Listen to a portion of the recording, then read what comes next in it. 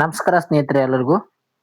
ಇವತ್ತಿನ ಒಂದು ಪ್ರಮುಖ ಪ್ರಚಲಿತ ಘಟನೆಗೆ ಸಂಬಂಧಿಸಿದಂತ ಮಾಹಿತಿಯನ್ನು ತಿಳ್ಕೊಳ್ಳೋಣ. ಯಾರಾದರೂ ಹೊಸಬರಾದ್ರೆ ಬೇಗನೆ ನಮ್ಮ ಒಂದು ಚಾನಲ್ಗೆ ಸಬ್ಸ್ಕ್ರೈಬ್ ಆಗಿ. ಓಕೆ, ಎಷ್ಟಿದೆ ತಾರೀಕು 17/7/2026 ಒಂದು ಪ್ರಮುಖ ಪ್ರಚಲಿತ ಘಟನೆಗಳು.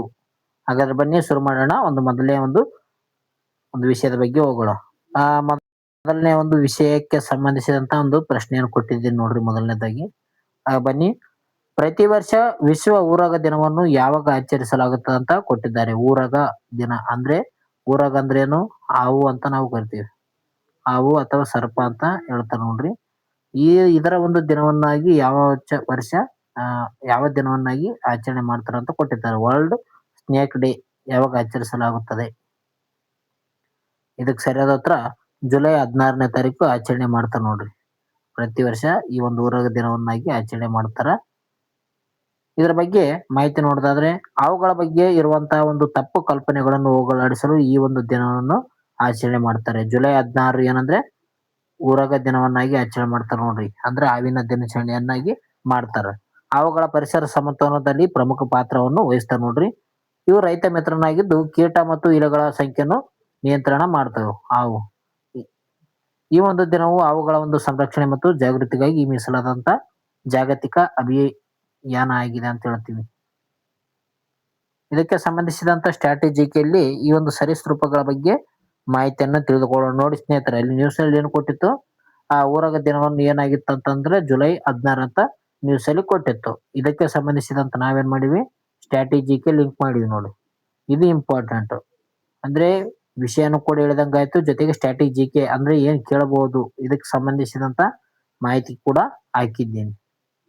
ಭಾರತದ ಅತಿ ದೊಡ್ಡ ಹಾವು ಯಾವ್ದಪ್ಪ ಅಂತಂದ್ರೆ ಅದು ಕಿಂಗ್ ಕೋಬ್ರಾ ಆಗಿದೆ ನೋಡ್ರಿ. ಕಿಂಗ್ ಕೋಬ್ರಾ ಭಾರತದ ಅತಿ ದೊಡ್ಡ ಹಾವಾಗ್ಯದ. ಕಿಂಗ್ ಕೋಬ್ರಾ ಗೂಡು ಕಟ್ಟುವಂತ ವಿಶ್ವದ ಏಕೈಕ ಹಾವಾಗಿದೆ ನೋಡಿ. ವಿಶ್ವದ ಏಕೈಕ ಗೂಡು ಕಟ್ಟುವ ಹಾವು ಯಾವ್ದಂದ್ರೆ ಅದು ಕಿಂಗ್ ಕೋಬ್ರಾ. ಓಕೆ, ಅದರ ರೀತಿಯಾಗಿ ಕಾಳಿಂಗ ಸರ್ಪ ಅಂತ ಕೂಡ ಕರೀತಾರೆ. ಆ ಕಾಳಿಂಗ ಸರ್ಪ ಕೂಡ ಕಂಡು ಬರ್ತದೆ ನೋಡ್ರಿ. ಇಲ್ಲಿ ಆಗುಂಬೆಯಲ್ಲಿ ಕಂಡು ಬರ್ತದೆ. ಇದು ಗೂಡು ಕಟ್ಟುವಂತ ಒಂದು ಸರ್ಪ ಇದೆ. ಆಗುಂಬೆಯಲ್ಲಿ ಅತಿ ಹೆಚ್ಚಾಗಿ ಕಂಡು ಬರ್ತಾವ ಕಾಳಿಂಗ ಸರ್ಪ. ಸರೀಸೃಪಗಳ ಬಗ್ಗೆ ಅಭ್ಯಾಸ ಮಾಡೋದನ್ನು ಅಥವಾ ಅಧ್ಯಯನ ಮಾಡೋದನ್ನು ಅರ್ಪಿಟಾಲಜಿ ಅಂತ ಕರಿತಾರೆ ನೋಡ್ರಿ. ನೋಡ್ರಿ, ಹೋಮಾಲಜಿ, ಇದೇ ರೀತಿಯಾಗಿ ಎಂಟಮಾಲಜಿ ಈ ರೀತಿಯಾಗಿ ಬರ್ತಾವ. ಅಂದ್ರೆ ಅಧ್ಯಯನಕ್ಕೆ ಸಂಬಂಧಿಸಿದಂತ ಸರೀಸೃಪಗಳ ಅಭ್ಯಾಸ ಏನಂತ್ರ ಅರ್ಪಿಟಾಲಜಿ ಅಂತ ಕರಿತಾರೆ ನೋಡ್ರಿ. ಫೋಮಾಲಜಿ ಅಂದ್ರೆ ಹಣ್ಣುಗಳ ಬಗ್ಗೆ ಅಧ್ಯಯನ ಅಂತ ಹೇಳ್ತೀವಿ. ಕಾಸ್ಮಾಲಜಿ ಅಂದ್ರೆ ವಿಶ್ವ ಉಗಮದ ಬಗ್ಗೆ ಕೇಳ್ತಾರ ಅಂತ, ಅಂದ್ರೆ ಅಧ್ಯಯನ ಮಾಡೋದ್ರ ಬಗ್ಗೆ ಕೂಡ ಪ್ರಶ್ನೆ ಕೇಳ್ತಾರ ನೋಡ್ರಿ. ಇಲ್ಲಿ ಅರ್ಪಿಟಾಲಜಿ ಎಂಬುದು ಯಾವ್ದಂದ್ರೆ ಸರೀಸೃಪಗಳ ಬಗ್ಗೆ ಅಧ್ಯಯನ ಮಾಡೋದು ಅರ್ಪಿಟಾಲಜಿ ಅಂತ ಕರೀತಾರ. ಭಾರತದಲ್ಲಿ ಕಂಡು ಬರುವಂತ 4 ವಿಷಕಾರಿ ಹಾವುಗಳು ಯಾವಂದ್ರೆ ಅದು ನಾಗರವಾಗಿರ್ಬೋದು, ಕಟ್ಟ ಹಾವು ಅಂತೀವಿ, ಕೊಳಕು ಮಂಡಲ ಮತ್ತು ಗರಗಸ ಮಂಡಲ ಅಂತ ಕರೀತಾರೆ. ಇವು ಏನಪ್ಪಾ ಅಂತಂದ್ರೆ ಪ್ರಮುಖ ವಿಷಕಾರಿ ಹಾವುಗಳಾಗಿವೆ. ಅದರಲ್ಲಿ ನಾಗರಾವು ಪ್ರಮುಖ ಆಗಿದೆ ನೋಡ್ರಿ. ವಿಶ್ವದ ಅತಿ ಉದ್ದವಾದಂತ ಹಾವು ಯಾವ್ದಪ್ಪ ಅಂತಂದ್ರೆ ಅದು ರೆಟಿಕ್ಯುಲೇಟೆಡ್ ಪೈಥಾನ್ ಅಂತ ಕರೀತಾರೆ. ವಿಶ್ವದ ಅತ್ಯಂತ ಉದ್ದವಾದ ಹಾವು. ಓಕೆ, ಅದೇ ರೀತಿಯಾಗಿ ಆನೆಕೊಂಡ ಹಾವು ಕೂಡ ನೋಡ್ಬೋದು ನೋಡ್ರಿ. ನಾವು ಆನೆಕೊಂಡ ಹಾವು ಎಲ್ಲಿ ಕಂಡು ಬರ್ತದಂದ್ರೆ ದಕ್ಷಿಣ ಅಮೆರಿಕಾದಲ್ಲಿ ಕಂಡು ಬರುತ್ತೆ ನೋಡ್ರಿ. ಅಮೆಜಾನ್ ಕಾಡಿನಲ್ಲಿ ಆನೆಕೊಂಡ ಹಾವು ಕಂಡು ಬರ್ತದೆ. ನೆಕ್ಸ್ಟ್ ನ್ಯೂಸ್ಗೆ ಹೋಗೋಣ. ಕರ್ನಾಟಕದ ಸಾಂಸ್ಕೃತಿಕ ಉತ್ಪನ್ನಗಳ ಬಗ್ಗೆ ಕೇಳಿದ್ರ ಪ್ರಶ್ನೆ. ಪ್ರಶ್ನೆ ಅಲ್ಲ, ಅಂದ್ರೆ ನ್ಯೂಸ್ ಅಲ್ಲಿ ಬಂದಿತ್ತು, ಪ್ರಶ್ನೆ ಹಾಕಿದ್ರು ನೋಡಿ. ಇತ್ತೀಚೆಗೆ ಯಾವ ಜಿಲ್ಲೆ ಸಾಣೆಕಟ್ಟು ಉಪ್ಪು GI ಟ್ಯಾಗ್ ಪಡೆಯಲು ಅರ್ಜಿ ಸಲ್ಲಿಸಿದೆ ಅಂತ ಕೇಳಿದ್ದಾರೆ ಪ್ರಶ್ನೆ. ಸಾಣೆಕಟ್ಟು ಉಪ್ಪು GI ಟ್ಯಾಗ್ ಪಡೆಯಲು ಅರ್ಜಿ ಸಲ್ಲಿಸಿದ್ ನೋಡ್ರಿ. ಇದಕ್ಕೆ ಸರಿಯಾದ ಉತ್ತರ ನೋಡೋಣ. ಇದಕ್ಕೆ ಸರಿಯಾದ ಉತ್ತರ ಉತ್ತರ ಕನ್ನಡ ಸರಿಯಾದ ಉತ್ತರ ಇದೆ ನೋಡ್ರಿ. ಆಪ್ಷನ್ ಸಿ ಸರಿಯಾದ ಉತ್ತರ ಇದೆ ನೋಡ್ರಿ. ಇದರ ಬಗ್ಗೆ ವಿವರಣೆ ನೋಡೋದಾದ್ರೆ, ಉತ್ತರ ಕನ್ನಡ ಜಿಲ್ಲೆಯ ಕುಮಟಾ ತಾಲೂಕಿನ ಸಾಣೆಕಟ್ಟು ಪ್ರದೇಶದಲ್ಲಿ ನೈಸರ್ಗಿಕವಾಗಿ ಸಿಗುವಂತ ಈ ಉಪ್ಪನ್ನು ತಯಾರಿಕೆ ಮಾಡಲಾಗುತ್ತದೆ. ಈ ಉಪ್ಪಿಗೆ GI ಟ್ಯಾಗ್ ಪಡಿಬೇಕಂತ ಅರ್ಜಿಯನ್ನು ಸಲ್ಲಿಸಲಾಗಿದೆ. GI ಟ್ಯಾಗ್, ಜಿಯೋಗ್ರಾಫಿಕಲ್ ಇಂಡಿಕೇಶನ್ ಅಂತೀವಲ್ಲ, ಇದಕ್ಕೆ ಅರ್ಜಿಯನ್ನು ಸಲ್ಲಿಸಿದ್ದಾರೆ ನೋಡಿ ಸಾಣೆಕಟ್ಟು ಉಪ್ಪಿಗೆ. ಇದು ಯಾವುದೇ ರಾಸಾಯನಿಕಗಳಿಲ್ಲದ ಶುದ್ಧ ಉಪ್ಪಾಗಿದೆ ನೋಡ್ರಿ. ಇದರೊಂದಿಗೆ ಕುಂಬಿ ಮುಡ್ಲಿ ಎಂಬ ಒಂದು ಅಣಬೆ ಕೂಡ ಅರ್ಜಿ ಸಲ್ಲಿಸಲಾಗಿದೆ. ಕುಂಬಿ ಮುಡ್ಲಿ ಎಂಬ ಒಂದು ಅಣಬೆಯನ್ನು ಕೂಡ ಈ ಒಂದು GI ಕೊಡಬೇಕಂತ ಅರ್ಜಿಯನ್ನು ಸಲ್ಲಿಕೆ ಮಾಡಿದ್ದಾರೆ ನೋಡ್ರಿ. ನಬಾರ್ಡ್ ನೆರವಿನೊಂದಿಗೆ ಈ ಒಂದು ಅರ್ಜಿಗಳನ್ನು ಸಲ್ಲಿಸಲಾಗಿದೆ ಅಂತ ಹೇಳ್ಬೋದು. ಇದಕ್ಕೆ ಸಂಬಂಧಿಸಿದಂತ ಮಾಹಿತಿ ನೋಡೋದಾದ್ರೆ ಸ್ಟ್ರಾಟಜಿಗೆ GI ಟ್ಯಾಗ್ ಅಂತ ಹೇಳ್ತೀವಿ ನಾವು. ಜಿಯೋಗ್ರಫಿಕಲ್ ಇಂಡಿಕೇಶನ್ ಅಂತ ಕರೆಯುತ್ತಾರೆ. ಇದು ಈ ಒಂದು ಜಿಯೋ ಟ್ಯಾಗ್ ಕಾಯ್ದೆ ನೋಡೋದಾದ್ರೆ 1999ರಲ್ಲಿ ಇರ್ತದೆ. ಜಾರಿಗೆ ಬಂದದ್ದು ಯಾವಾಗ ಅಂದ್ರೆ 2003ರಲ್ಲಿ ಇದು ಜಾರಿ ಮಾಡಲಾಗುತ್ತದೆ. ಇದರ ಒಂದು ಮಾನ್ಯತೆ ಅವಧಿ ಅಂದ್ರೆ ಎಷ್ಟು ವರ್ಷಗಳ ಕಾಲ ಇದರ ಒಂದು ಮಾನ್ಯತೆ ಇರುತ್ತೆ ಅಂದ್ರೆ 10 ವರ್ಷಗಳ ಕಾಲ ಇದರ ಒಂದು ಮಾನ್ಯತೆ ಇರುತ್ತದೆ. 10 ವರ್ಷಗಳ ಕಾಲ ಏನಪ್ಪಾ ಅಂತಂದ್ರೆ ಜಿಐ ಟ್ಯಾಗ್ ನ ಒಂದು ಮಾನ್ಯತೆ ಇರ್ತದ. 10 ವರ್ಷಗಳಾದ ನಂತರ ಏನಪ್ಪಾ ಅಂತಂದ್ರೆ ಮತ್ತೆ ನವೀಕರಿಸಬಹುದು. ಭಾರತ ಮೊದಲ ಜಿಐ ಟ್ಯಾಗ್ ಯಾವ್ದಪ್ಪ ಅಂತಂದ್ರೆ ಅದು ಡಾರ್ಜಿಲಿಂಗ್ ಚಾ ಅಂತ ಕರಿತೀವಿ, ಡಾರ್ಜಿಲಿಂಗ್ ಟೀ. ಇದು 2004ರಲ್ಲಿ ಜಿಐ ಟ್ಯಾಗ್ ಅನ್ನು ಪಡೆದುಕೊಳ್ಳುತ್ತೆ ನೋಡ್ರಿ.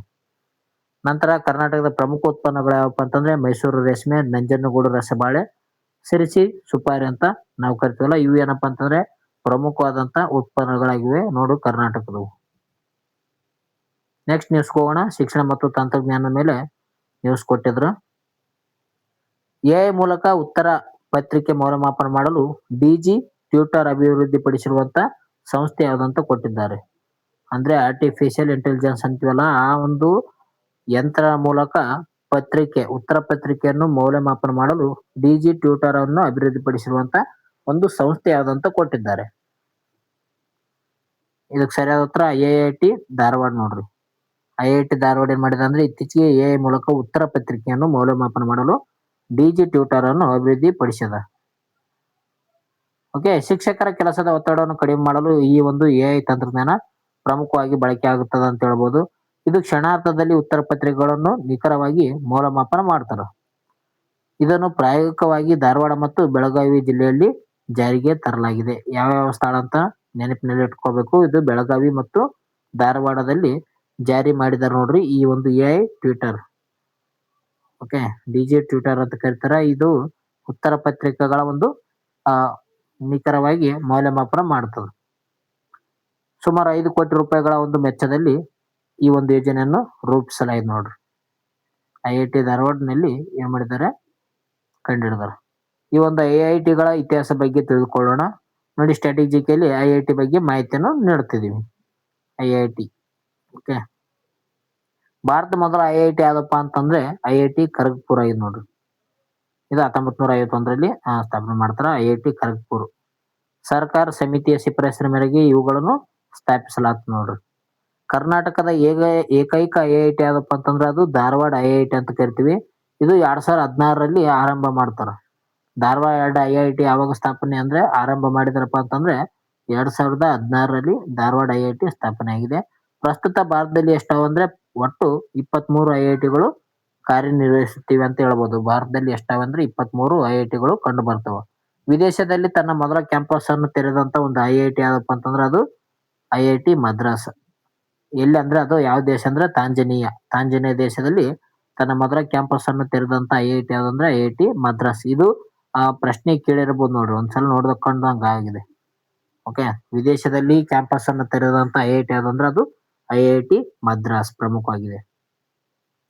ನೆಕ್ಸ್ಟ್, ಅಂತಾರಾಷ್ಟ್ರೀಯ ಭದ್ರತೆ ಬಗ್ಗೆ ನ್ಯೂಸ್ ಕೊಟ್ಟಿದ್ರು.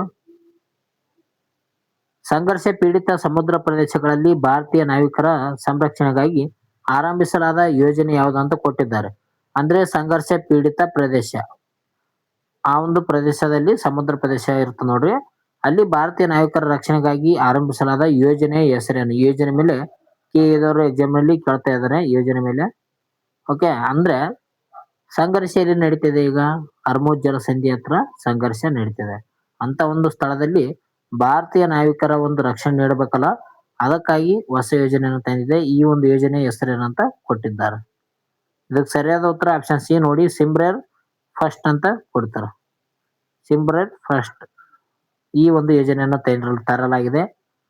ಓಕೆ, ಸಂಘರ್ಷ ಪೀಡಿತ ಪ್ರದೇಶದಲ್ಲಿ ಸಿಮ್ರೇರ್ ಫಸ್ಟ್ ಅಂತ ಕರಿತಾರೆ ನೋಡ್ರಿ. ಓಕೆ, ಸಿ ಬ್ರೇರ್ ಫಸ್ಟ್. ಪರ್ಷಿಯನ್ ಗಲ್ಫ್ ಮತ್ತು ಒಮನ್ ಗಲ್ಫ್ಗಳಲ್ಲಿ ಸಂಚರಿಸುವಂತ ನಾವಿಕರಿಗಾಗಿ ಈ ಒಂದು ಯೋಜನೆಯನ್ನು ತರಲಾಗಿದೆ ಅಂತ ಹೇಳ್ಬೋದು. ಪರ್ಷಿಯನ್ ಗಲ್ಫ್ ಮತ್ತು ಒಮನ್ ಗಲ್ಫ್ ಇದರ ನಡುವೆ ಕಂಡು ಬರುವುದು ಯಾವ್ದಪ್ಪ ಅಂತಂದ್ರೆ ಹರ್ಮುಜ್ ಜಲಸಂಧಿ. ಓಕೆ, ಹರ್ಮುಜ್ ಜಲಸಂಧಿ ಕಂಡು ಬರ್ತದ. ಅದಕ್ಕಾಗಿ ಈ ಒಂದು ಯೋಜನೆ ತಂದಿದ್ದಾರೆ ನೋಡ್ರಿ. ಅಲ್ಲಿರುವಂತ ಭಾರತೀಯ ಒಂದು ನಾಗರಿಕರಿಗೆ ಈ ಒಂದು ಅವರ ಒಂದು ಸುರಕ್ಷತೆಗಾಗಿ ತರಲಾಗಿದೆ. ನಾವಿಕರ ಚಲನವಲನಗಳನ್ನು ಪತ್ತೆ ಹಚ್ಚಲು ಡಿಜಿಟಲ್ ಡ್ಯಾಶ್ ಬೋರ್ಡ್ ಅನ್ನು ಅಳವಡಿಸಲಾಗಿದೆ. ನೌಕಾಪಡೆ ಮತ್ತು ವಿದೇಶಾಂಗ ಸಚಿವಾಲಯದ ಸಮನ್ವಯದೊಂದಿಗೆ ಈ ಒಂದು ಕೆಲಸವನ್ನು ನಡೆಸಲಾಗಿದೆ ಅಂತ ಹೇಳ್ಬೋದು. ಭಾರತೀಯ ಹಡಗುಗಳ ಮೇಲಿನ ಒಂದು ದಾಳಿಯ ಹಿನ್ನೆಲೆಯಲ್ಲಿ ಈ ಒಂದು ನಿರ್ಧಾರವನ್ನು ಕೈಗೊಳ್ಳಲಾಗಿದೆ. ಭಾರತೀಯ ಒಂದು ನೌಕರರಿಗೆ ಈ ಒಂದು ಪ್ರಮುಖವಾದಂತ ಯೋಜನೆ ಇದೆ ನೋಡ್ರಿ. ಸ್ಟ್ರಾಟಜಿಕಲಿ ಪ್ರಮುಖ ಸಮುದ್ರ ಸಂದುಗಳ ಬಗ್ಗೆ ನೋಡಿಕೊಳ್ಳೋಣ. ಹರ್ಮುಜ್ ಜಲಸಂಧಿಯಲ್ಲಿ ಕಂಡು ಬರ್ತದೆ ಅಂದ್ರೆ ಪರ್ಷಿಯನ್ ಕೊಲ್ಲಿಯಲ್ಲಿ ಕಂಡು ಬರ್ತದೆ. ಪರ್ಷಿಯನ್ ಕೊಲ್ಲಿ ಮತ್ತು ಓಮನ್ ಕೊಲ್ಲಿಯಲ್ಲಿ ಕಂಡು ಬರ್ತದೆ. ಅದೇ ರೀತಿಯಾಗಿ ಮಲಕ ಸಂಧಿ ಅಂತ ಹೇಳ್ತೀವಿ, ಅಂಡಮಾನ್ ಸಮುದ್ರದಲ್ಲಿ ಇದೆ. ಬಾಬಾ ಎಲ್ ಮಂಡಲ್ ಏನಪ್ಪಾ ಅಂತಂದ್ರೆ ಕೆಂಪು ಸಮುದ್ರದಲ್ಲಿ ಕಂಡು ಬರ್ತದ. ವಿಶ್ವದ ವ್ಯಾಪಾರ ಮಾರ್ಗಗಳಲ್ಲಿ ಈ ಒಂದು ಪ್ರದೇಶಗಳೇನಪ್ಪಾ ಅಂತಂದ್ರೆ ಪ್ರಮುಖ ಪಾತ್ರವನ್ನು ವಹಿಸ್ತಾವ. ಈ ಒಂದು ಸಂಧಿಗಳ ಮೂಲಕ ಏನಂದ್ರೆ ವ್ಯಾಪಾರ ಅತಿ ಹೆಚ್ಚು ಆಗುತ್ತದೆ. ನೆಕ್ಸ್ಟ್, ಸಾಮಾಜಿಕ ನ್ಯಾಯದ ಮೇಲೆ ನ್ಯೂಸ್ ಅಲ್ಲಿ ಕೊಟ್ಟಿದ್ರು. ಭಾರತ ಹಿರಿಯ ನಾಗರಿಕ ರಾಷ್ಟ್ರೀಯ ಸಹಾಯವಾಣಿ ಸಂಖ್ಯೆ ಯಾವುದು ಅಂದ್ರೆ ವಯಸ್ಸಾದಂತ ವ್ಯಕ್ತಿಗಳಿಗೆ ಸಂಬಂಧಿಸಿದಂತ ಸಹಾಯವಾಣಿ ಸಂಖ್ಯೆ ಯಾವುದಂತ ಕೊಟ್ಟಿದ್ದಾರೆ. ಇದಕ್ಕೆ ಸರಿಯಾದ ಉತ್ತರ ಏನಪ್ಪಾ ಅಂತಂದ್ರೆ ಆಪ್ಷನ್ ಸಿ 14567. 14567 ಏನಪ್ಪಾ ಅಂತಂದ್ರೆ ಹಿರಿಯರ ಸಹಾಯವಾಣಿ ಆಗಿದೆ ನೋಡಿ. ಅದೇ ರೀತಿಯಾಗಿ ಮಕ್ಕಳ ಸಹಾಯವಾಣಿ ಯಾವ್ದಪ್ಪ ಅಂತಂದ್ರೆ 1098 ಏನಪ್ಪಾ ಅಂತಂದ್ರೆ ಮಕ್ಕಳ ಒಂದು ಸಹಾಯವಾಣಿ ಆಗಿದೆ ನೋಡಿ.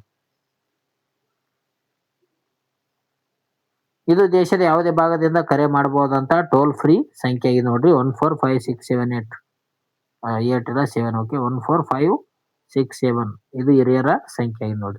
ಹಿರಿಯರಿಗೆ ಕಾನೂನು ನೆರವು, ಮಾಹಿತಿ ಮತ್ತು ಭಾವನಾತ್ಮಕ ಬೆಂಬಲ ಇದು ನೀಡುತ್ತದೆ.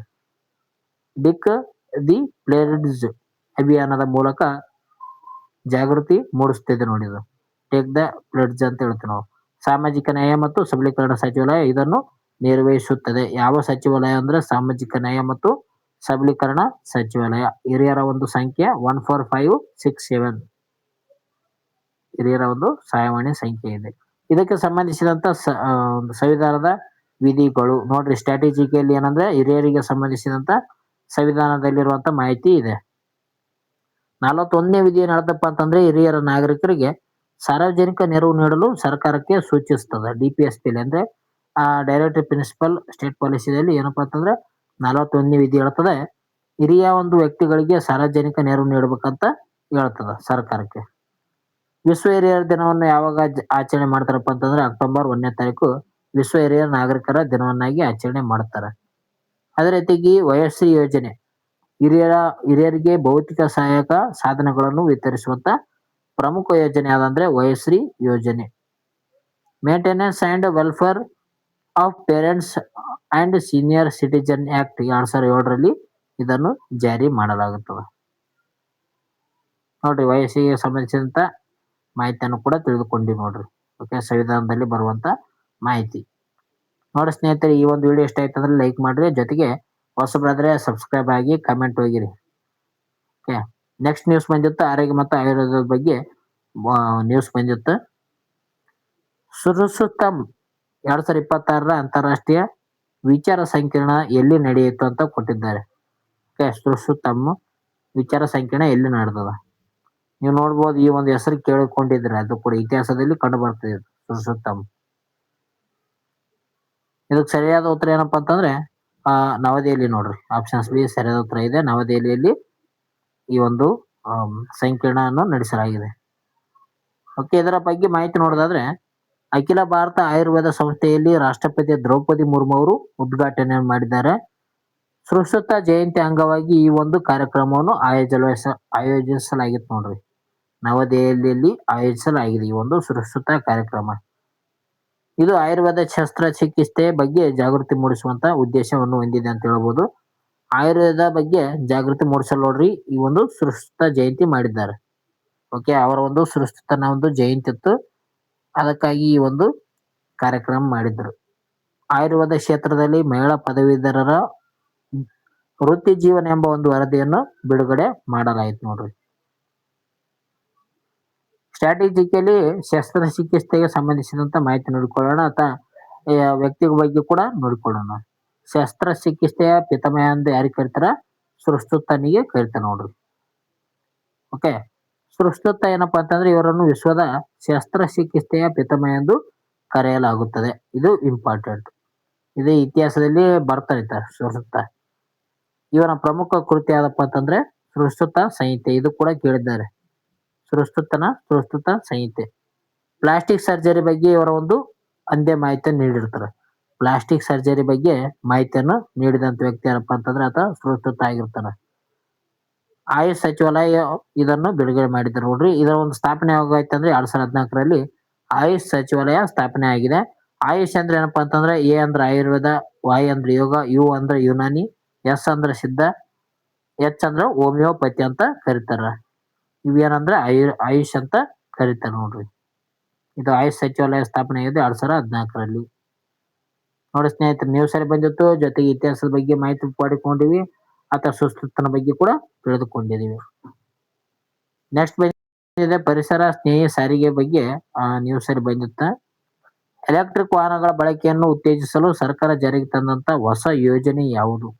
ಇವಿ ಎಲೆಕ್ಟ್ರಿಕ್ ವೆಹಿಕಲ್ ಅಂತ ಕರಿತೀವಲ್ಲ, ಇದನ್ನು ಜಾರಿ ಉತ್ತೇಜನ ನೀಡಲು ಸರ್ಕಾರ ಏನ್ ಮಾಡಿದೆ ಅಂದ್ರೆ ಹೊಸ ಯೋಜನೆಯನ್ನು ತಂದಿದೆ. ಅದರ ಹೆಸರು ಏನಂತ ಕೊಟ್ರೆ ಇಲ್ಲಿ. ಇದಕ್ಕೆ ಸರಿಯಾದ ಉತ್ತರ ಏನಪ್ಪಾ ಅಂತಂದ್ರೆ PME ಡ್ರೈವ್ ಅಂತ ನಾವು ಕರಿತೀವಿ. PME ಡ್ರೈವ್ ಇದಕ್ಕೆ ಸರಿಯಾದ ಉತ್ತರ ಏನ್ ನೋಡ್ರಿ. ಇದರ ಬಗ್ಗೆ ಮಾಹಿತಿ ನೋಡೋದಾದ್ರೆ, ಇಂದಿನ ಒಂದು ಫೇಮಾ ಎಂಬ ಯೋಜನೆಯ ಮುಂದುವರಿಕೆಯ ಭಾಗವನ್ನು PM ಡ್ರೈವ್ ಅಂತ ನಾವು ಕರಿತೀವಿ. ಏನ್ ಹಿಂದೆ ಇತ್ತಲ್ಲ ಫೇಮಿ, ಇದರ ಒಂದು ಯೋಜನೆ ಮುಂದುವರೆದ ಭಾಗ PME ಡ್ರೈವ್ ನೋಡ್ರಿ. ಇದು ಮಾರ್ಚ್ 31, 2028 ಚಾಲ್ತಿಯಲ್ಲಿ ಇರ್ತದೆ ನೋಡ್ರಿ. ಈಗ ಸ್ಟಾರ್ಟ್ ಆಗಿದೆ 2028 ಇದು ಚಾಲ್ತಿಯಲ್ಲಿ ಇರ್ತದೆ ಮಾರ್ಚ್ 31. ಸಬ್ಸಿಡಿ ನೀಡಲು ಡಿಜಿಟಲ್ ವೋಚರ್ ವ್ಯವಸ್ಥೆಯನ್ನು ಕೂಡ ಅಳವಡಿಕೆ ಮಾಡಿದ್ದಾರೆ. ಈ ಬಸ್ಸುಗಳು ಮತ್ತು ಚಾರ್ಜಿಂಗ್ ಸ್ಟೇಷನ್ಗಳ ಸ್ಥಾಪನೆಗೂ ಕೂಡ ಒತ್ತು ನೀಡಲಾಗಿದೆ. ಅಂದ್ರೆ ಚಾರ್ಜಿಂಗ್ ಖಾಲಿ ಆದಂತ ಸಂದರ್ಭದಲ್ಲಿ ಅವು ಅಂದ್ರೆ ಯಾವ ರೀತಿ ಪೆಟ್ರೋಲ್ ಹಾಕ್ಸ್ಕೊಂತಾರ ಅದೇ ರೀತಿಯಾಗಿ ಪೆಟ್ರೋಲ್ ತರನೇ ಈ ಒಂದು ಬಸ್ ಚಾರ್ಜಿಂಗ್ ಗಳನ್ನು ಮಾಡಿಕೊಳ್ಳಲು ಚಾರ್ಜಿಂಗ್ ಸ್ಟೇಷನ್ ಗಳನ್ನು ಸ್ಥಾಪನೆಗೆ ಒತ್ತು ನೀಡ್ತಾ ಇದ್ದಾರೆ ನೋಡ್ರಿ ಸರ್ಕಾರ. ಎಲೆಕ್ಟ್ರಿಕ್ ವೆಹಿಕಲ್ ಬಗ್ಗೆ ಮಾಹಿತಿ ನೋಡೋದಾದ್ರೆ, ಅದರಲ್ಲಿ ಅತಿ ಹೆಚ್ಚು ಬಳಕೆ ಮಾಡ್ತಿರೋದು ಈಗ 2 ಚಕ್ರ ವಾಹನ ನೋಡ್ರಿ. ಸೈಕಲ್ ಮೋಟರ್ ಏನ್ ಮಾಡ್ತಾ ಇದಾರೆ, ಅತಿ ಹೆಚ್ಚಾಗಿ ಎಲೆಕ್ಟ್ರಿಕ್ ವೆಹಿಕಲ್ ಬಳಕೆ ಮಾಡ್ತಿದ್ದಾರೆ. ಅದೇ ರೀತಿಯಾಗಿ 3 ಚಕ್ರ ವಾಹನಗಳು ಅಂದ್ರೆ ನಾವು ಇದು ಆಟೋ ಅಂತೀವಲ್ಲ, ಅದೇನಪ್ಪಾ ಅಂತಂದ್ರೆ 3 ಸಾಗಾಣಿಕೆ ಸರಕು ಸಾಗಾಣಿಕೆಗೆ ಬಳಕೆ ಮಾಡ್ತಿದ್ದಾರೆ ಆಟೋ. 4 ಚಕ್ರ ವಾಹನ ಕಾರ್ ಆಗಿರ್ಬೋದು, ಇದೇನಪ್ಪಾ ಅಂತಂದ್ರೆ ಖಾಸಗಿ ಬಳಕೆ ಆಗಿದೆ. ಲಿಥಿಯಂ ಅಯಾನ್ ಬ್ಯಾಟರಿಗಳನ್ನು ಈ ಒಂದು ವಾಹನಗಳಲ್ಲಿ ಪ್ರಮುಖವಾಗಿ ಬಳಕೆ ಮಾಡುತ್ತಾರೆ. ಲಿಥಿಯಂ ಅಯಾನ್ ಯಾವ ಒಂದು ಬ್ಯಾಟರಿಗಳನ್ನು ಎಲ್ಲಿ ಬಳಕೆ ಮಾಡ್ತಾರೆ ಅಂದ್ರೆ ಎಲೆಕ್ಟ್ರಿಕ್ ವೆಹಿಕಲ್ ನಲ್ಲಿ ಬಳಕೆ ಮಾಡ್ತಾರೆ. ನೆಕ್ಸ್ಟ್ ವಿಪತ್ತು ನಿರ್ವಹಣೆ ಬಗ್ಗೆ ಕೊಟ್ಟಿದ್ರು ನ್ಯೂಸ್. ಯುವ ಆಪ್ತ ಮಿತ್ರ ಯೋಜನೆ ಇತ್ತೀಚೆಗೆ ಎಲ್ಲಿ ಆರಂಭಿಸಲಾಗಿದೆ? ನೋಡ್ರಿ, ಈ ಯೋಜನೆ ಬಗ್ಗೆನೇ ಕೇಳಿದ್ದಾರೆ. ಅದಕ್ಕಾಗಿ ನ್ಯೂಸ್ ಅಲ್ಲಿ ಬಂದಿರುವಂತ ಪ್ರಮುಖ ಯೋಜನೆ ಬಗ್ಗೆ ಕೂಡ ಹೇಳ್ತೀನಿ ನೋಡ್ರಿ. ಯುವ ಆಪ್ತ ಮಿತ್ರ ಯೋಜನೆ ಇತ್ತೀಚೆಗೆ ಯಾವ ಒಂದು ನಗರದಲ್ಲಿ ಆರಂಭಿಸಲಾಯಿತು ಅಂತ ಕೊಟ್ಟಿದ್ದಾರೆ. ಇದಕ್ಕೆ ಸರಿಯಾದ ಉತ್ತರ ಗುಜರಾತ್ ನೋಡ್ರಿ. ಓಕೆ, ಇದಕ್ಕೆ ಸರಿಯಾದ ಉತ್ತರ ಗುಜರಾತ್ ಆಗಿದೆ. ವಿಪತ್ತು ನಿರ್ವಹಣೆಯಲ್ಲಿ ಸ್ಥಳೀಯ ಯುವಕರನ್ನು ತೊಡಗಿಸುವುದು ಇದರ ಒಂದು ಪ್ರಮುಖ ಯೋಜನೆ ನೋಡ್ರಿ. ಯುವಕರ ಮೇಲೆನೆ ಅಂದ್ರೆ ಯೂತ್ ಮೇಲೆ ಏನಪ್ಪಾ ಅಂತಂದ್ರೆ ಒಂದು ಗ್ರಾಮ ಮಟ್ಟದಲ್ಲಿ ಕೂಡ ಈ ಒಂದು ಯೋಜನೆಗಳನ್ನು ಕೂಡ ತಂದಿದ್ದಾರೆ. ಓಕೆ, NDMA ರಾಷ್ಟ್ರೀಯ ವಿಪತ್ತು ನಿರ್ವಹಣಾ ಪ್ರಾಧಿಕಾರ ಇದರ ಒಂದು ನೇತೃತ್ವವನ್ನು ವಹಿಸಲಿದೆ ನೋಡಿ. ಸುಮಾರು 2.37 ಲಕ್ಷ ಯುವಕರಿಗೆ ತರಬೇತಿ ನೀಡುವಂತಹ ಗುರಿಯನ್ನು ಹೊಂದಿದೆ. ಪ್ರಕೃತಿ ವಿಪತ್ತುಗಳ ಸಮಯದಲ್ಲಿ ತಕ್ಷಣ ಸ್ಪಂದಿಸಲು ಇವರಿಗೆ ತರಬೇತಿ ನೀಡಲಾಗುತ್ತದೆ. ವಿಪತ್ತು ನಿರ್ವಹಣಾ ಪ್ರಾಧಿಕಾರದ ಬಗ್ಗೆ ನೋಡಿಕೊಳ್ಳೋಣ. NDMA ಅಂತ ಹೇಳ್ತೀವಿ. ಒಂದು ಕಾಯ್ದೆ ಯಾವಾಗ ಬಂತಂದ್ರೆ 2005ರಲ್ಲಿ ಇದು ಜಾರಿ ಬರ್ತದ. NDMA ನ ಒಂದು ಅಧ್ಯಕ್ಷರು ಯಾರಿರ್ತಾರೆ ಅಂದ್ರೆ ಭಾರತ ಪ್ರಧಾನ ಮಂತ್ರಿಗಳು NDMA ನ ಒಂದು ಅಧ್ಯಕ್ಷರಾಗಿರ್ತಾರೆ. SDMA ನ ಒಂದು ರಾಜ್ಯ ಪ್ರಾಧಿಕಾರ ಅಧ್ಯಕ್ಷರು ಯಾರಿರ್ತಾರಪ್ಪ ಅಂತಂದ್ರೆ ರಾಜ್ಯದ ಮುಖ್ಯಮಂತ್ರಿಗಳು SDMA ನ ಒಂದು ಅಧ್ಯಕ್ಷರಾಗಿರ್ತಾರೆ ನೋಡ್ರಿ. NDRF ಅಂತ ಹೇಳ್ತೀವಿ, ನ್ಯಾಷನಲ್ ಡಿಸಾಸ್ಟರ್ ರೆಸ್ಪಾನ್ಸ್ ಫೋರ್ಸ್ ಅಂತ ಹೇಳ್ತೀವಿ. ಇದು ಸ್ಥಾಪನೆ ಆಗಿದ್ದು ಯಾವಾಗಂದ್ರೆ 2006ರಲ್ಲಿ ಇದು ಸ್ಥಾಪನೆ ಆಗುತ್ತೆ ನೋಡ್ರಿ. ಭಾರತದಲ್ಲಿ ಮೊದಲ ವಿಪತ್ತು ನಿರ್ವಹಣಾ ಕೇಂದ್ರ ಎಲ್ಲಿ ಸ್ಥಾಪನೆ ಮಾಡಲಾಗ್ತದೆ ಅಂದ್ರೆ ಅದು ಲಕ್ನೋದಲ್ಲಿ ಸ್ಥಾಪನೆ ಮಾಡಲಾಗುತ್ತದೆ. ಹಾಗಾದ್ರೆ NDMA ಇದು ಫುಲ್ ಫಾರ್ಮ್ ಏನಪ್ಪಾ ಅಂತಂದ್ರ ಕಮೆಂಟ್ ಮೂಲಕ ಹೇಳ್ಬೇಕು ನೋಡ್ರಿ. ಓಕೆ, NDMA ನ ಒಂದು ಫುಲ್ ಫಾರ್ಮ್ ಏನಿದೆ, ವಿಸ್ತೃತ ರೂಪ ಏನಿದೆ ಅಂತ ಕಮೆಂಟ್ ಮಾಡ್ರಿ. ನೆಕ್ಸ್ಟ್ ನೋಡೋಣ, ನದಿಗಳ ಬಗ್ಗೆ ಕೊಟ್ಟಿದ್ರು.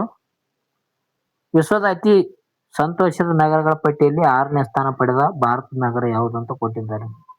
ಇದು ಪ್ರಮುಖವಾಗಿದೆ ನೋಡಿ. ಅಂದ್ರೆ ವಿಶ್ವದಲ್ಲಿ ಅತಿ ಸಂತೋಷದ ನಗರಗಳ ಪಟ್ಟಿಯಲ್ಲಿ 6ನೇ ಸ್ಥಾನ ಪಡೆದಂತ ಭಾರತ ನಗರ ಯಾವ್ದು ಅಂತ ಕೊಟ್ಟಿದ್ದಾರೆ. ಇದಕ್ಕೆ ಸರಿಯಾದ ಉತ್ತರ ಜೈಪುರ್ ನೋಡ್ರಿ. ಆಪ್ಷನ್ ಸಿ ಸರಿಯಾದ ಉತ್ತರ ಇದೆ. ಜೈಪುರ್ ಏನಂದ್ರೆ ವಿಶ್ವದಲ್ಲಿ ಒಂದು ಅತಿ ಸಂತೋಷದ ನಗರ ಆಗಿದೆ. 6ನೇ ಒಂದು ಸಂತೋಷ ನಗರ. ಟೈಮ್ ಔಟ್ ಸಂಸ್ಥೆಯ ವಿಶ್ವದ ಸಂತೋಷದಾಯಕ ನಗರಗಳ ಒಂದು ವರದಿಯಲ್ಲಿ ಈ ಒಂದು ಮಾಹಿತಿಯನ್ನು ನೀಡಲಾಗಿದೆ ನೋಡ್ರಿ. ಟೈಮ್ ಔಟ್ ಸಂಸ್ಥೆ ಏನ್ ಮಾಡಿದೆ ಅಂದ್ರೆ ವರದಿಯನ್ನು ನೀಡಿದೆ. ವಿಶ್ವ ಸಂತೋಷದಾಯಕ ನಗರಗಳ ವರದಿ 2026ರಲ್ಲಿ ಈ ಒಂದು ಮಾಹಿತಿಯನ್ನು ಪಡೆಯಲಾಗಿದೆ.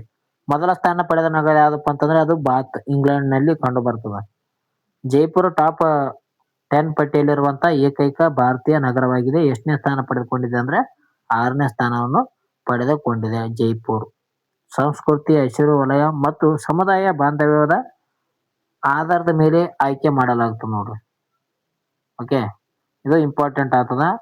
6ನೇ ಸ್ಥಾನ ಪಡೆದುಕೊಂಡದ ಜೈಪುರ್ ಸಂತೋಷದಾಯಕ ನಗರಗಳ ಪಟ್ಟಿಯಲ್ಲಿ. ಜೈಪುರ್ ಬಗ್ಗೆ ಮಾಹಿತಿಯನ್ನು ಪಡೆದುಕೊಳ್ಳೋಣ ನೋಡ್ರಿ. ಜೈಪುರ್ ನ್ಯೂಸ್ ಅಲ್ಲಿತ್ತು, ನಾನು ಜೈಪುರದಾಗ ಸಂಬಂಧಿಸಿದಂತ ಮಾಹಿತಿ ಹಾಕಿದ್ದೀನಿ. ಜೈಪುರ್ ಇದನ್ನ ಏನಂತ ಕರೀತಾರೆ? ಪಿಂಕ್ ಸಿಟಿ ಅಂತ ಕರೀತಾರೆ. ಯಾವ ನಗರವನ್ನು ಪಿಂಕ್ ಸಿಟಿ ಅಂತ ಕರೀತಾರೆ ಅಂದ್ರೆ ಅದು ಜೈಪುರ್ ಅನ್ನು ಪಿಂಕ್ ಸಿಟಿ ಎಂದು ಕರೀತಾರೆ ನೋಡ್ರಿ. ಇದು ಸ್ಥಾಪನೆ ಯಾವಾಗ ಆಯ್ತಪ್ಪ ಅಂತಂದ್ರೆ 1727ರಲ್ಲಿ 2ನೇ ಸವಾಯಿ ಜೈಸಿಂಗ್ ಅವರಿಂದ ಇದನ್ನು ಸ್ಥಾಪನೆ ಮಾಡಲಾಗುತ್ತದೆ. 1727ರದಾಗ. ಇದನ್ನು ಭಾರತದ ಪ್ಯಾರಿಸ್ ಎಂದು ಕೂಡ ಕರೀತಾರೆ ನೋಡ್ರಿ ಜೈಪುರ್ ಅನ್ನು. ಯುನೆಸ್ಕೋ ವಿಶ್ವ ಪರಂಪರೆ ಪಟ್ಟಿಗೆ 2019ರಲ್ಲಿ ಸೇರ್ಪಡೆ ಆಗ್ತದೆ ಜೈಪುರ್. ಇಲ್ಲಿ ಪ್ರಸಿದ್ಧ ಹವಾ ಮಹಲ್ ಅನ್ನು 1799ರಲ್ಲಿ ನಿರ್ಮಾಣ ಮಾಡಲಾಗುತ್ತದೆ. ರಾಜಸ್ಥಾನದ ರಾಜಧಾನಿ ಮತ್ತು ಅತಿ ದೊಡ್ಡ ನಗರವಾಗಿದೆ ನೋಡಿ ಜೈಪುರ್. ಜೈಪುರ್ ಯಾವ್ದ ಒಂದು ರಾಜಧಾನಿ ಅಂದ್ರೆ ರಾಜಸ್ಥಾನದ ರಾಜಧಾನಿ ಜೈಪುರ್ ಆಗಿದೆ ನೋಡಿ. ಜೈಪುರ್ಗೆ ಸಂಬಂಧಿಸಿದಂತ ಮಾಹಿತಿ ಇದೆ. ವಿಡಿಯೋ ಎಷ್ಟ ಆಯ್ತಂದ್ರೆ ಲೈಕ್ ಕೊಡೋದು, ಕಮೆಂಟ್ ಹಾಕ್ರಿ ಯಾವ ರೀತಿ ಆಗಿದೆ ಅಂತ. ನೆಕ್ಸ್ಟ್ ಹೋಗೋಣ. ಕೊನೆಯ ಒಂದು ನ್ಯೂಸ್ ಇದೆ ನೋಡಿ. ಶೈಕ್ಷಣಿಕ ಸುಧಾರಣೆ ಬಗ್ಗೆ ಕೊಟ್ಟಿದ್ರು. ಸರ್ಕಾರಿ ಶಾಲೆಗಳ ನವೀಕರಣಕ್ಕಾಗಿ ಮಿಷನ್ ಕಾಯಕಲ್ಪ ಆರಂಭಿಸಿದಂತ ರಾಜ್ಯ ಅಥವಾ ಯುಟಿ ಯಾವ್ದಂತ ಕೊಟ್ಟಿದ್ದಾರೆ. ಸರ್ಕಾರಿ ಶಾಲೆಗಳ ಒಂದು ನವೀಕರಣ ಮಿಷನ್ ಕಾಯಕಲ್ಪ. ಇದಕ್ಕೆ ಸರಿಯಾದ ಉತ್ತರ ದೆಹಲಿ ನೋಡ್ರಿ. ಆಪ್ಷನ್ ಸಿ ದೆಹಲಿ ಸರಿಯಾದ ಉತ್ತರ ಆಗಿದೆ. ಓಕೆ, ವಿಶ್ಲೇಷಣೆ ಬಗ್ಗೆ ನೋಡೋದಾದ್ರೆ ಹಳೆಯ ಶಾಲಾ ಕಟ್ಟಡಗಳನ್ನು ಆಧುನಿಕಗೊಳಿಸುವುದು ಈ ಒಂದು ಯೋಜನೆಯ ಪ್ರಮುಖ ಗುರಿಯಾಗಿದೆ ಅಂತ ಹೇಳ್ಬೋದು. ಶುದ್ಧ ಕುಡಿಯುವ ನೀರು, ಆಧುನಿಕ ಲ್ಯಾಬ್, ಶೌಚಾಲಯಗಳಿಗೆ ಆದ್ಯತೆ ನೀಡಲಾಗಿದೆ. ಸಾರ್ವಜನಿಕ ಮತ್ತು ಖಾಸಗಿ ಸಹಭಾಗಿತ್ವದಲ್ಲಿ ಹಣ ಒದಗಿಸಲಾಗುತ್ತದೆ. ವಿದ್ಯಾರ್ಥಿಗಳಿಗೆ ಸ್ಫೂರ್ತಿದಾಯಕ ಕಲಿಕಾ ಪರಿಸರ ನಿರ್ಮಿಸುವುದು ಇದರ ಒಂದು ಪ್ರಮುಖ ಉದ್ದೇಶ ಆಗಿದೆ ಅಂತ ಹೇಳ್ತೀವಿ. ಸ್ಟ್ರಾಟಜಿಕಲಿ ಶಿಕ್ಷಣ ಹಕ್ಕು ಬಗ್ಗೆ ನೋಡಿಕೊಳ್ಳೋಣ. ಸಂವಿಧಾನದ 21A ವಿಧಿ ಏನ್ ಹೇಳ್ತಪ್ಪ ಅಂತಂದ್ರೆ 6ರಿಂದ 14 ವರ್ಷದ ಮಕ್ಕಳಿಗೆ ಉಚಿತ ಮತ್ತು ಕಡ್ಡಾಯ ಶಿಕ್ಷಣ ನೀಡಬೇಕಂತ ಹೇಳ್ತದ. ಇದನ್ನು 2007ರಲ್ಲಿ 86ನೇ ತಿದ್ದುಪಡಿ ಮಾಡಿ ಸೇರ್ಪಡೆ ಮಾಡ್ತಾರೆ ನೋಡ್ರಿ. 86ನೇ ತಿದ್ದುಪಡಿ ಯಾವುದಕ್ಕೆ ಸಂಬಂಧಿಸಿದೆ ಅಂದ್ರೆ ಶಿಕ್ಷಣಕ್ಕೆ ಸಂಬಂಧಿಸಿದೆ. 2002ರಲ್ಲಿ ಇದನ್ನು ತಿದ್ದುಪಡಿ ಮಾಡಲಾಗ್ತದೆ ನೋಡ್ರಿ. ರೈಟ್ ಟು ಎಜುಕೇಶನ್ ಕಾಯ್ದೆ ಜಾರಿಗೆ ಬಂದದ್ದು ಯಾವಪ್ಪ ಅಂತಂದ್ರೆ 2010ರಲ್ಲಿ ಏಪ್ರಿಲ್ 1ನೇ ತಾರೀಕು ಜಾರಿ ಬರ್ತದ. ರಾಷ್ಟ್ರೀಯ ಶಿಕ್ಷಣ ದಿನವನ್ನಾಗಿ ಯಾವಾಗ ಆಚರಣೆ ಮಾಡ್ತಾರಪ್ಪ ಅಂತಂದ್ರೆ ನವೆಂಬರ್ 11ನೇ ತಾರೀಕು ಮೌಲಾನಾ ಅಬ್ದುಲ್ ಕಲಾಂ ಆಜಾದ್ ಅವರ ಜನ್ಮದಿನವನ್ನು ಆಗಿ ಆಚರಣೆ ಮಾಡ್ತಾರೆ. ಸರ್ವ ಶಿಕ್ಷಣ ಅಭಿಯಾನ ಅಂತ ಹೇಳ್ತೀವಿ. ಇದು ಆರಂಭ ಆದದ್ದು 2001ರಲ್ಲಿ. ಹೊಸ ರಾಷ್ಟ್ರೀಯ ಶಿಕ್ಷಣ ನೀತಿ ಬಂದದ್ದು ಯಾವಾಗಪ್ಪ ಅಂತಂದ್ರೆ ಕಸ್ತೂರಿ ರಂಗನ್ ಸಮಿತಿ ವರದಿಯ ಆಧಾರಿತವಾಗಿ 2020ರಲ್ಲಿ ಬರ್ತದ. New education policy 2020. ಇದರ ಒಂದು ಅಧ್ಯಕ್ಷರು ಯಾರಾಗಿದ್ರು ಅಂತ ಕೇಳಿದ್ರು ಪ್ರಶ್ನೆ. ಕಸ್ತೂರಿ ರಂಗನ್ ಅವರು ನ್ಯೂ ಎಜುಕೇಶನ್ ಪಾಲಿಸಿಯ ಅಧ್ಯಕ್ಷರಾಗಿದ್ರು ನೋಡ್ರಿ. ಪ್ರಮುಖ ಆನ್ಲೈನ್ ಇದ್ದ ನೋಡ್ರಿ. ವಿಶ್ವ ಯುವ ಕೌಶಲ್ಯ ದಿನವನ್ನಾಗಿ ಯಾವಾಗ ಆಚರಣೆ ಮಾಡ್ತಾರೆ ಅಂದ್ರೆ ಜುಲೈ 15ನೇ ತಾರೀಕು ಆಚರಣೆ ಮಾಡ್ತಾರೆ. ಅಮೆರಿಕದ ಬೆಟಾಲಿಯನ್ ಕಮಾಂಡ್ ಆಫೀಸರ್ ಆಗಿ ಆಯ್ಕೆಯಾದಂತ ಭಾರತೀಯ ಯುವತಿ ಯಾರಪ್ಪ ಅಂತಂದ್ರೆ ರಿದ್ದಿ ಚೌಹಾಣ್ ನೋಡ್ರಿ. ರಿದ್ದಿ ಚೌಹಾಣ್ ಅಂತ ನಾವು ಹೇಳ್ತೀವಿ. 3ನೇ ಬಾರಿಗೆ ಯೂರೋ ಕಪ್ ಫುಟ್ಬಾಲ್ ಚಾಂಪಿಯನ್ಶಿಪ್ ಆದಂತ ದೇಶ ಯಾವ್ದಪ್ಪ ಅಂತಂದ್ರೆ ಅದು ಸ್ಪೇನ್ ಆಗಿದೆ. ಇತ್ತೀಚೆಗೆ ಇದು 3ನೇ ಬಾರಿಗೆ ಯೂರೋ ಕಪ್ ಫುಟ್ಬಾಲ್ ಚಾಂಪಿಯನ್ಶಿಪ್ ಆದಂತ ದೇಶವಾಗಿದೆ. ಇತ್ತೀಚೆಗೆ ಭಾರತ ರತ್ನ ಪ್ರಶಸ್ತಿ ಶಿಫಾರಸು ಸಮಾಜ ಸುಧಾರಕರು ಯಾರಪ್ಪ ಅಂತಂದ್ರೆ ಸಾವಿತ್ರಿ ಬಾಯಿ ಫುಲೆ ಮಹಾರಾಷ್ಟ್ರದ ಸರ್ಕಾರದಿಂದ ನೀಡಲಾಗುತ್ತದೆ. ಓಕೆ, ಭಾರತ ರತ್ನ ಪ್ರಶಸ್ತಿಗೆ ಶಿಫಾರಸು ಇವರೇ ಮಾಡಲಾಗಿದೆ. ಯಾರಿಗೆ? ಸಾವಿತ್ರಿ ಬಾಯಿ ಫುಲೆ ಅವರಿಗೆ. ಓಕೆ, ಇವೇನಪ್ಪ ಅಂತಂದ್ರೆ ಪ್ರಮುಖ ಪ್ರಚಲಿತ ಘಟನೆಗೆ ಸಂಬಂಧಿಸಿದಂತ ಮಾಹಿತಿ ಆಗಿತ್ತು. ವಿಡಿಯೋ 30 ಮಿನಿಟ್ ಆಗಿದೆ, ಎಲ್ಲ 24 ಮಿನಿಟ್ ಆಗಿದೆ. ಆದಷ್ಟು ಸ್ನೇಹಿತರೆ ನೋಡ್ರಿ, ಪ್ರಮುಖವಾದಂತ ವಿಷಯಗಳಿದ್ದವು. ಇವು ಎಕ್ಸಾಮ್ ನಲ್ಲಿ ಬರುವಂತ ಚಾನ್ಸಸ್ ಇದೆ. ಅದರಲ್ಲಿ ನಾನು ಯೋಜನೆ ಮೇಲೆ ಮಾಹಿತಿಯನ್ನೇ ಹಾಕಿದ್ದೀನಿ. ಮುಂದೆ ಬರುವಂತ ಎಕ್ಸಾಮ್ಗಳಿಗೆ ಸಹಕಾರಿ ಆಗುತ್ತೆ ಅಂತ ಅನ್ಕೊಂಡಿನಿ. ನಿಮ್ಗೊಂದು ಈ ವಿಡಿಯೋ ಇಷ್ಟ ಆಯ್ತು ಅಂದ್ರೆ ಲೈಕ್ ಮಾಡಿ, ಶೇರ್ ಮಾಡಿ, ಸಬ್ಸ್ಕ್ರೈಬ್ ಮಾಡಿ. ಜೊತೆಗೆ ಈ ವಿಡಿಯೋ ಯಾವ ರೀತಿ ಆಗಿದೆ ಅಂತ ಕಮೆಂಟ್ ಮಾಡ್ರಿ. ಓಕೆ, ಕ್ಯಾಶ್ ಟೋಟಲ್ಗೆ ನಿಮ್ಮೊಂದು ಯಶಸ್ವಿ ಹಾದಿಯಲ್ಲಿ ಅಂತ ಹೇಳ್ತಾ ಈ ಒಂದು ವಿಡಿಯೋನ ಇಲ್ಲಿಗೆ ಮುಕ್ತಾಯ ಮಾಡೋಣ. Take care, bye friends. ಅದೇ ರೀತಿಯಾಗಿ ಇನ್ಸ್ಟಾಗ್ರಾಮ್ಗೆ ಯಾರು ಜಾಯ್ನ್ ಆಗಿಲ್ಲೋ ಜಾಯ್ನ್ ಆಗಿ ಅಲ್ಲಿ ಕೇಳುವಂತ ಪ್ರಶ್ನೆಗಳಿಗೆ ಉತ್ತರವನ್ನು ನೀಡಿ. ಟೆಲಿಗ್ರಾಮ್ ಗ್ರೂಪ್ ಕೂಡ ಜಾಯ್ನ್ ಆಗಿ, ಡಿಸ್ಕ್ರಿಪ್ಷನ್ ಅಲ್ಲಿ ಲಿಂಕ್ ಇದೆ. ಓಕೆ ಫ್ರೆಂಡ್ಸ್, ಟೇಕ್ ಕೇರ್, ಬಾಯ್.